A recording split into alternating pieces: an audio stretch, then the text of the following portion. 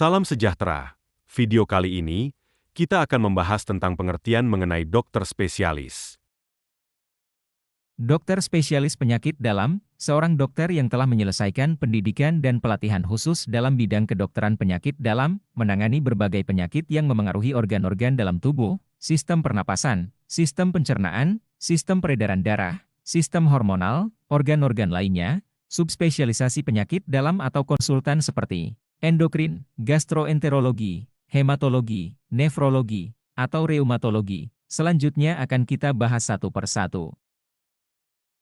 Dokter spesialis penyakit dalam konsultan endokrin merupakan cabang ilmu kedokteran yang berfokus pada sistem endokrin yang terdiri dari kelenjar endokrin hormon-hormon yang dihasilkan. Sistem endokrin adalah jaringan kelenjar yang memproduksi melepaskan hormon. Sistem endokrin memainkan peran penting peningkatan risiko diabetes, penyakit tiroid, gangguan pertumbuhan, disfungsi seksual, sejumlah gangguan terkait hormon lainnya, maka dokter spesialis penyakit dalam konsultan endokrin menangani penyakit-penyakit yang disebabkan oleh hormon yang diproduksi oleh kelenjar di tubuh.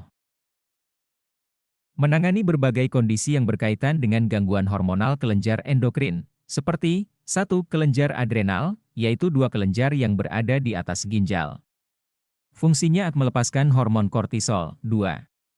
Hipotalamus, yaitu bagian otak tengah bawah yang memberitahu kelenjar pituitari kapan harus melepaskan hormon. 3.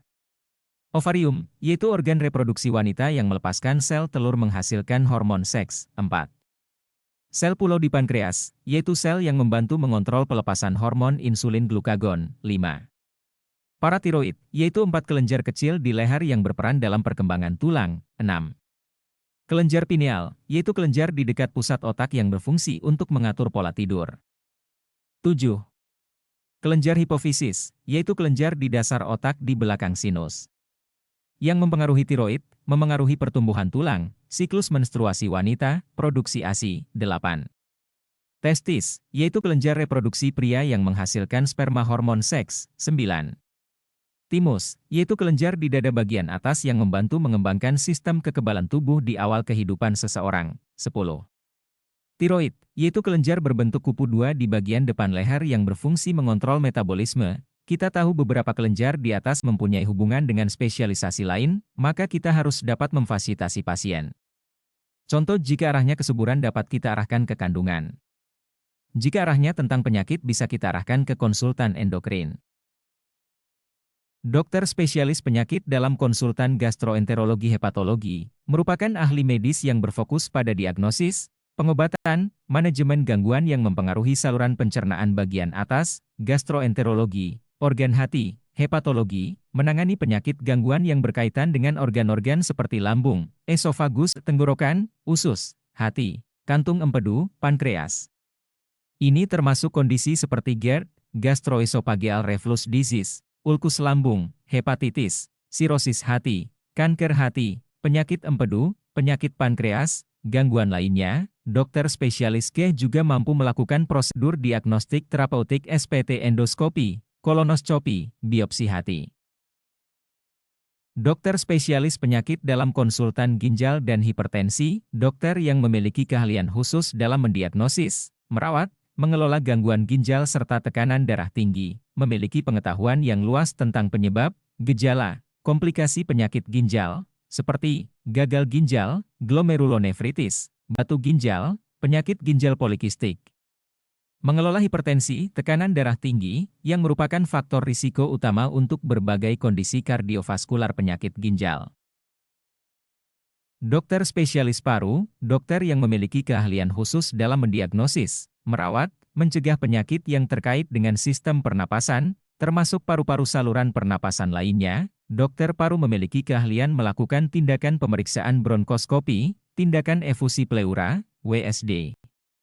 Dokter paru juga dapat memiliki spesialisasi tambahan dalam bidang tertentu, seperti tidur gangguan pernapasan tidur, kardiopulmonologi, atau pulmonologi intervensi, YG melibatkan prosedur intervensi minimal invasif untuk diagnosis pengobatan penyakit pernapasan.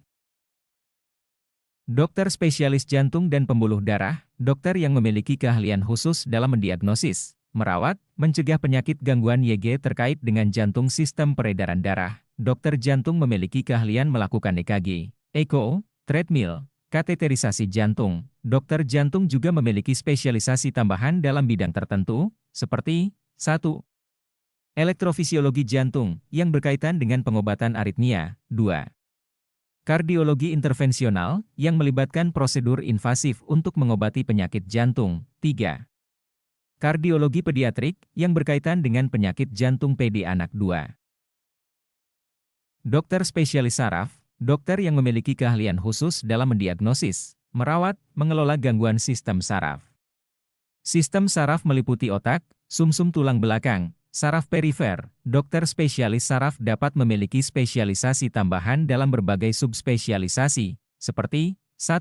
Neurofisiologi klinis, fokus pada studi fungsi sistem saraf penggunaan teknik seperti EGMG. 2. Neurologi vaskular, berfokus pada gangguan pembuluh darah otak, seperti stroke.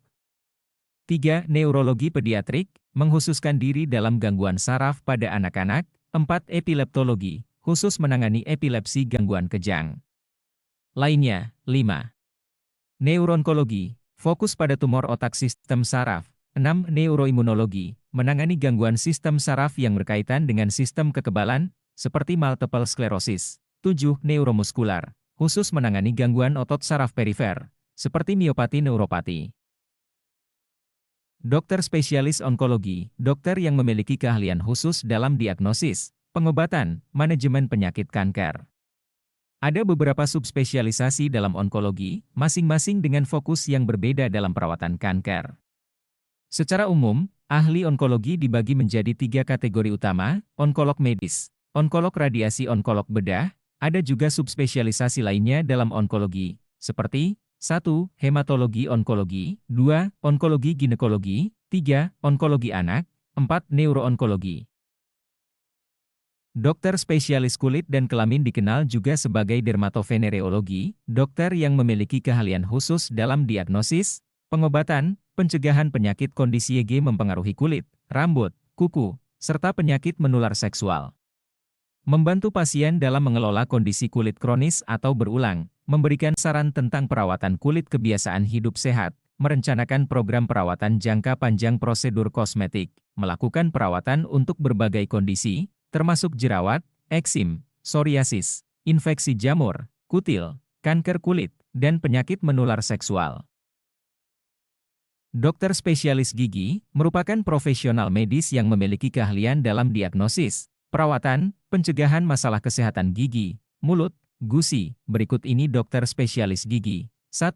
Ortodontis, fokus pada perbaikan maloklusi, gigitan tidak rata, penyelarasan gigi menggunakan alat SPT kawat gigi pelat ortodontik. 2.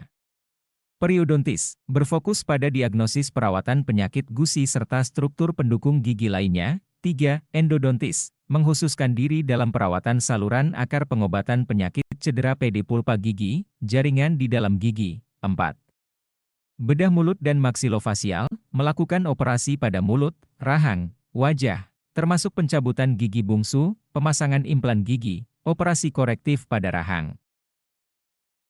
5. Prostodontis, menghususkan diri dalam restorasi penggantian gigi yang hilang atau rusak dengan menggunakan mahkota, jembatan, gigi tiruan, implan gigi. 6. Pedodontis, fokus pada perawatan kesehatan gigi anak-anak, termasuk perawatan preventif pengobatan masalah gigi pada anak. 7. Radiologi gigi dan maksilofasial, menggunakan teknologi pencitraan untuk mendiagnosis penyakit kondisi pada gigi, rahang, struktur terkait. 8. Kedokteran gigi restoratif, menghususkan diri dalam perbaikan pemulihan gigi yang rusak hilang menggunakan tambalan, mahkota, inlay atau onlay. Dokter spesialis anak, dokter yang memiliki keahlian khusus dalam diagnosis, pengobatan, pencegahan penyakit pada bayi, anak-anak, remaja. Mereka fokus pada perawatan medis yang mencakup perkembangan fisik, emosional, sosial anak-anak dari masa bayi hingga usia remaja. Melakukan pemeriksaan kesehatan rutin, imunisasi untuk mencegah penyakit, memantau pertumbuhan serta perkembangan anak, memberikan edukasi kepada orang tua tentang nutrisi, kebiasaan sehat, perkembangan anak, memberikan konseling dan dukungan kepada anak-anak keluarga mereka tentang masalah kesehatan mental, perilaku, emosional. Dokter anak juga dapat memilih untuk mengejar subspesialisasi dalam berbagai bidang, seperti 1. Neonatologi, fokus pada perawatan bayi baru lahir, terutama yang lahir prematur atau dengan kondisi medis serius. 2. Kardiologi anak, fokus pada diagnosis pengobatan penyakit jantung bawaan G3 jantung lainnya pada anak-anak. 3. Endokrinologi anak, fokus pada gangguan hormonal metabolisme pada anak-anak, seperti diabetes tipe 1 gangguan pertumbuhan. 4. Neurologi anak, mengkhususkan diri dalam gangguan sistem saraf pada anak-anak, termasuk epilepsi, gangguan perkembangan, penyakit neuromuskular. 5. Gastroenterologi anak, fokus pada masalah pencernaan, hati, nutrisi pada anak-anak. 6. Hematologi onkologi anak, mengkhususkan diri dalam diagnosis pengobatan kanker gangguan darah pada anak-anak. 7. Alergi dan imunologi anak, fokus pada diagnosis pengobatan alergi, asma, gangguan sistem kekebalan pada anak-anak. Dokter spesialis kedokteran fisik rehabilitasi, KFR, adalah dokter YG memiliki keahlian khusus dalam diagnosis, pengobatan, pengelolaan pasien dengan gangguan fisik fungsional. Mereka berfokus pada peningkatan kualitas hidup pasien melalui pendekatan rehabilitasi yang komprehensif berkelanjutan, mendiagnosis kondisi yang menyebabkan gangguan fisik fungsional, seperti cedera muskuloskeletal, penyakit saraf, kondisi ortopedi, gangguan kronis menggunakan berbagai teknik diagnostik, termasuk pemeriksaan fisik, tes pencitraan, seperti MRI CT scan, tes fungsional, merencanakan program rehabilitasi yang disesuaikan dengan kebutuhan individual pasien untuk memaksimalkan fungsi kualitas hidup mereka. Memberikan mengawasi terapi fisik untuk meningkatkan kekuatan, fleksibilitas, keseimbangan, koordinasi.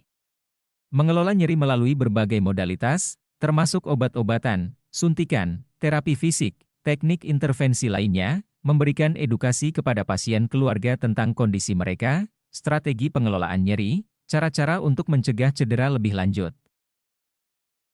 Dokter spesialis mata, dikenal juga oftalmolog, dokter yang memiliki keahlian khusus dalam diagnosis, pengobatan, pencegahan penyakit kondisi mata. Dokter mata melakukan berbagai prosedur medis dan bedah untuk merawat mata dan meningkatkan penglihatan, menggunakan berbagai teknik alat diagnostik seperti pemeriksaan mata, tonometri, mengukur tekanan mata, pencitraan retina untuk menegakkan diagnosis kondisi mata, melaksanakan pengobatan untuk berbagai penyakit mata menggunakan obat-obatan, terapi laser, prosedur bedah seperti operasi katarak, operasi koreksi penglihatan, LASIK, operasi retina, meresepkan kacamata atau lensa kontak untuk mengoreksi gangguan penglihatan seperti miopia, rabun jauh, hipermetropia, rabun dekat, astigmatisme, presbiopia.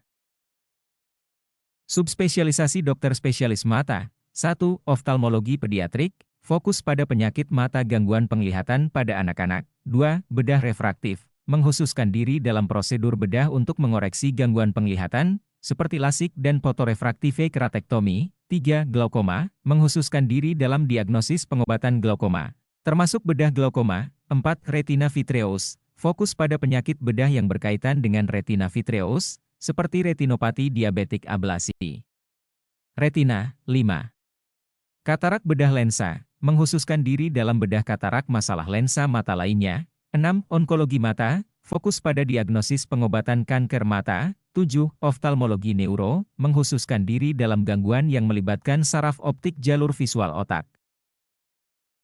Dokter spesialis mata konsultan vitreoretina, dokter mata yang memiliki keahlian khusus dalam diagnosis pengobatan penyakit serta gangguan yang mempengaruhi retina vitreous, cairan bening di dalam mata.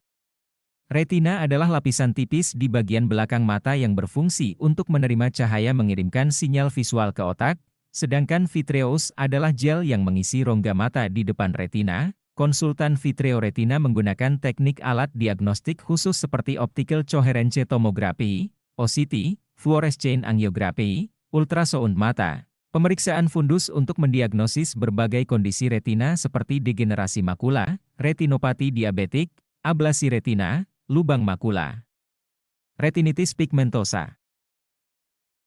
Dokter spesialis mata konsultan vitreoretina melakukan pengobatan untuk kondisi retina menggunakan obat-obatan, terapi laser, injeksi intravitreal, melakukan operasi retina, termasuk vitrektomi, pengangkatan sebagian atau seluruh vitreous dari mata, operasi ablasi retina, pemasangan retinal detachment scleral bucle. Mengelola kondisi retina kronis seperti degenerasi makula terkait usia, AMD, retinopati diabetik. Terima kasih.